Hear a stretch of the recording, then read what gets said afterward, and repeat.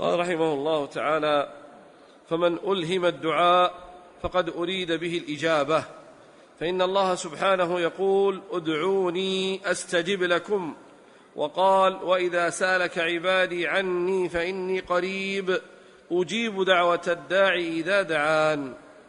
وفي سنن ابن ماجه من حديث أبي هريرة قال: قال رسول الله صلى الله عليه وآله وسلم: من لم يسأل الله يغضب عليه. فهذا يدل على أن رضاءه في سؤاله وطاعته.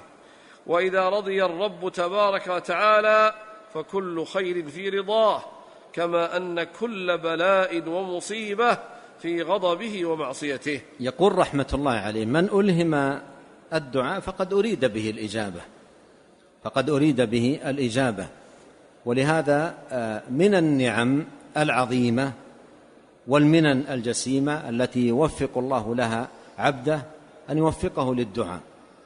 وإذا وجد المرء في نفسه إقبالا على الدعاء فهذا من أمارات الخير ودلائل التوفيق. إذا رأى نفسه منشرحة ومقبلة على الدعاء، وكل ما مر عليه وقت أقبل على الله وأخذ يلح ويدعو وهو حسن الظن بالله، عظيم الإلحاح على الله، صادقا في دعائه والتجائه إلى الله، معتنيا بشروط الدعاء وآدابه وضوابطه، هذا من علامات الخير، من علامات الخير ودلائله.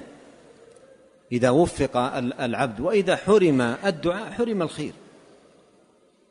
قال أحد السلف: تأملت في جماع الخير فإذا الخير كثير، الصلاة خير، والصيام خير، والصيام خير، وإذا كل ذلك بيد الله ولا نقدر على شيء في يده مما في يده إلا أن نسأله، فأدركت أن جماع الخير الدعاء، أن جماع الخير الدعاء. فالدعاء جماع الخير وهو مفتاح كل خير. فإذا حرم المرء الدعاء حرم الخير، وإذا وفق وشرح صدره للدعاء فهذا من أمارات الخير ودلائل التوفيق. والله سبحانه وتعالى يحب الدعاء ويرضى عن الداعين.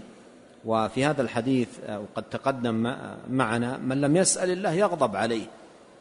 يقول ابن القيم: هذا يدل على أن رضاه في سؤاله وطاعته. وإذا رضي الرب تبارك وتعالى فكل خير في رضاه، كما أن كل بلاء ومصيبة في غضبه. كل بلاء ومصيبة في غضبه. ومن لم يسأل الله ماذا؟ يغضب عليه.